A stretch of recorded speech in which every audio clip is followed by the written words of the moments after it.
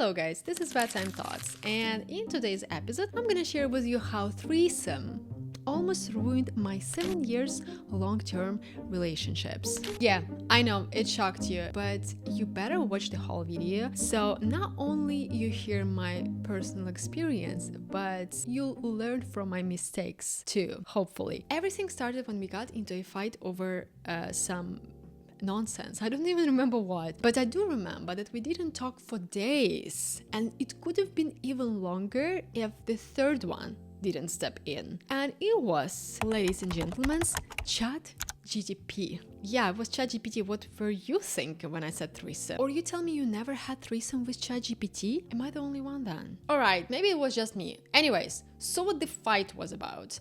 I used his coffee cup and ate his dessert in the morning. And that's it. Nothing special, no drama. Like I didn't cheat, I didn't betray him or something. Just coffee cup and just dessert. But it felt like I really betrayed him, dumped, and took his coffee cup with me. We didn't talk for days. Yeah, and honestly, I wanted to break the silence and just talk about what just happened. Like, what the fuck was that? For me, it was important to understand if there is a deeper tension between us, you know? Because what I learned in my long-term relationship so far is that sometimes those tiny but constant triggers, they hide the bigger problem. And I knew my partner wanted to talk to me too. He actually even tried, but he said a phrase like, "Have you come down yet?" And I was like, okay, you know what? Let's talk. Never. The situation met a dead end, really. We didn't know what to do. And my partner, he did something very, very creative. I would say very modest, okay? He talked to ChatGPT.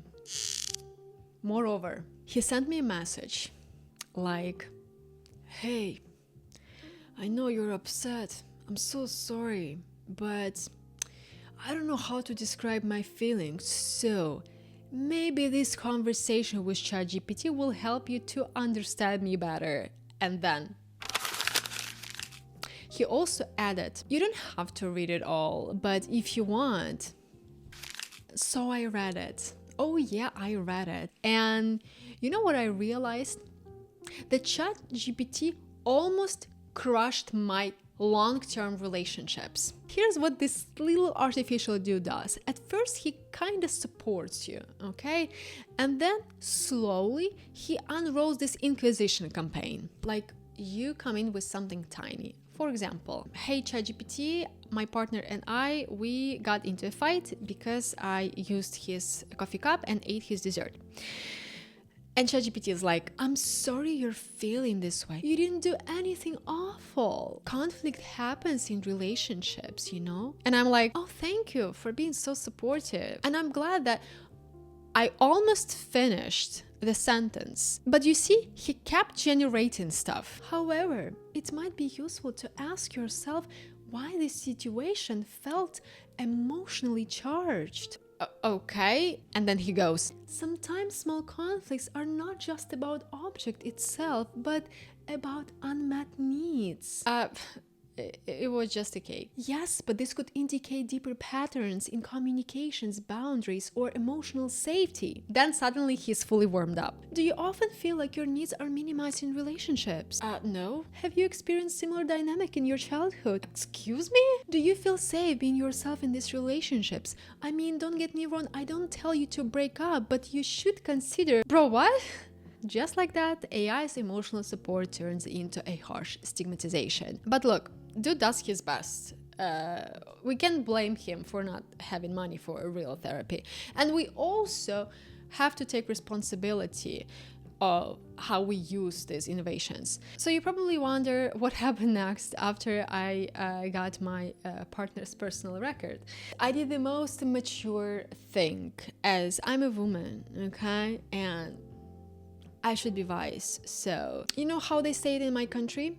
Not like kill them with kindness, no. We say use their own weapons against them. So I talk to ChatGPT and I sent him my convo. I was like, I don't know how to explain in my feelings, but like this convo with ChatGPT might help you to understand, But that's not it. I also sent my partner's convo with his ChatGPT to my ChatGPT, so my ChatGPT can generate some emotional diagnosis for both of us, and then I send those analyses back to my partner. And my partner sent these analysis to his ChatGPT, so his ChatGPT finally, after all this absurd, said that we both need to seek for real therapy. Moral of the story? I have no fucking idea. Love is hard. Communication is harder, but it is better to learn how to communicate with your partner for your own sake. If you want to have long-term relationships and not just some dating history. I question myself, why did we do that? Like, why we asked a robot to help with our concerns about our relationships? Why didn't we just talk? And I think that maybe one of the reasons is that this is how you try to understand your feelings better, because when both of us, when we talked to ChatGPT, we didn't ask what is wrong with my partner, but we asked what is wrong with me, like why it triggered me. This is something we definitely will not practice anymore. But back then you realize that you could have said something bad, something very offensive, because you acted emotional rather than just logical or rational, at least, right? It was so hard to put in words what was the problem, why it was a tension between of us. Is it because of just a cup of coffee and the dessert, or it is something deeper, right?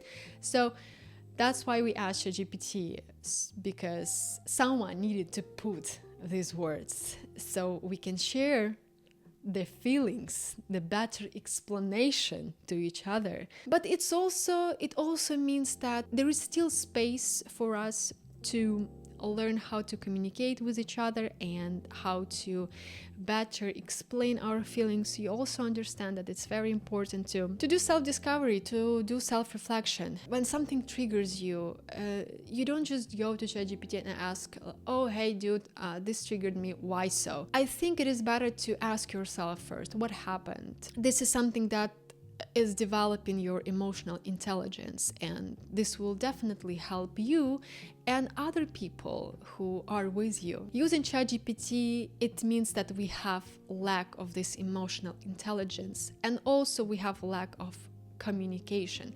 We prefer not to sit and negotiate or talk over about the problems and try to understand how we can solve them, but we tend to just walk away and use the simplest option, not taking responsibility for our feelings, but trying to find what is wrong with the relationship. So is it bad or good to use ChatGPT as your therapist? I don't know. I don't have answer to that. I think it's just the reality. I think it just exists, and millions of people use ChatGPT as not only as a therapist. I think you just have to use it with some common sense. So I guess the common sense is about not going deeper, but see the problem as it is. Because sometimes the problem is just because you took someone's coffee cup or ate someone's dessert. So yeah, that was the situation with me and my partner and ChatGPT. It was quite extraordinary situation, and I hope you will learn from my mistakes, or maybe you got something new, or I would actually more appreciate if you write down in comments your own stories.